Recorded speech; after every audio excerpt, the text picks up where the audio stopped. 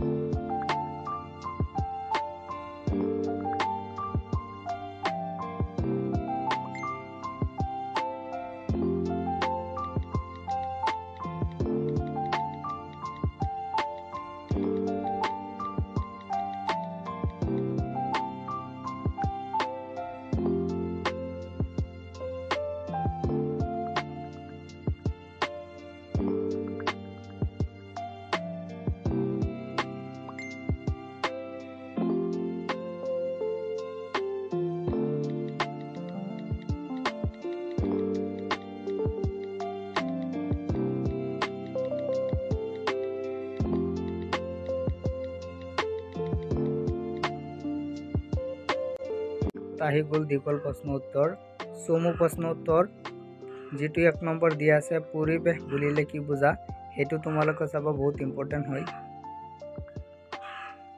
এনচাৰটো দিয়া আছে, চাই ল'বা। তাৰপিছত যিটো 2 নম্বৰ প্ৰশ্ন আছে সেইটো চাবা, পৰিৱেশৰ মান জৈৱিক আৰু অজৈৱিক উপাদানৰ কথা উল্লেখ কৰা। উত্তৰটো দিয়া আছে, চাবা। 3 নম্বৰ প্ৰশ্নটো বহুত ইম্পৰ্টেণ্ট হয়, পৰিৱেশৰ ভৌতিক উপাদান বুলিলে কি বুজা, বহুত ইম্পৰ্টেণ্ট, এইটো চাই ল'বা। তাৰপিছত 5 নম্বৰ প্ৰশ্নটো চাবা, পৰিৱেশ সম্পৰ্কত জনসাধাৰণৰ সজাগতাৰ প্ৰয়োজন হৈছে কিয়, এইটো চাবা।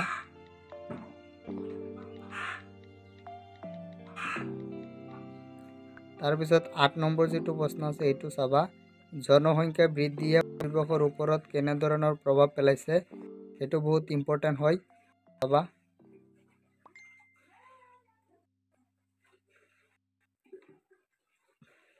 তাৰপিছত স্থলমণ্ডল বুলিলে কি বুজা, 9 নম্বৰ প্ৰশ্ন।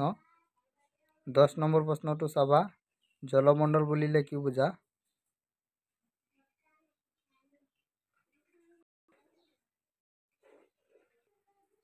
এঘাৰ নম্বৰ প্ৰশ্নটো চাবা, বায়ুমণ্ডল কিহৰে গঠিত, সেইটো ইম্পৰ্টেণ্ট।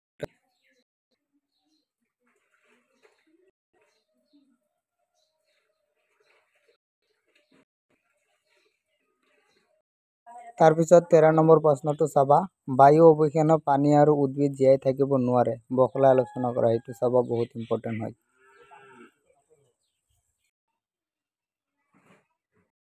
ইয়াৰ পিছত 14 নম্বৰ প্ৰশ্নটো চাবা, পানীৰ বিশুদ্ধতা সম্পৰ্কে এটা টোকা লিখা, এইটো চাবা, এইটো বহুত ইম্পৰ্টেণ্ট হয়। 18 নম্বৰ প্ৰশ্নটো চোৱা, পৰিৱেশ সংৰক্ষণৰ বাবে জনসচেতনতাৰ প্ৰয়োজন আছেনে, সেইটো চাবা, ইম্পৰ্টেণ্ট হয়। তাৰপিছত 22 নম্বৰ প্ৰশ্নটো চাবা, প্ৰাকৃতিক সম্পদ কাক বোলে। 23 নম্বৰটো চাবা, প্ৰাকৃতিক সম্পদৰ কেইটামান প্ৰকাৰ।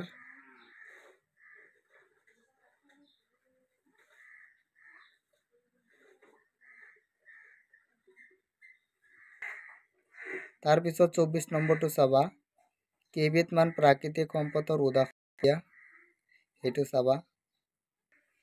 তাৰপিছত 29 আৰু 30 নম্বৰ দুটা যে প্ৰশ্ন আছে, এই দুটা বহুত ইম্পৰ্টেণ্ট হয়। নৱীকৰণ শক্তি কাক বোলে, ইয়াৰ প্ৰধান অংশসমূহ লিখা। 30 নম্বৰটো, অনৱীকৰণ শক্তি কাক বোলে, ইয়াৰ প্ৰধান অংশসমূহ লিখা, এইখিনি চাবা। তাৰপিছত 40 নম্বৰ প্ৰশ্নটো চাবা, এচিড বৰষুণ কিয় হয়, স্মৰ্গ কি এইটো বহুত ইম্পৰ্টেণ্ট হয়, এইখিনি চাবা।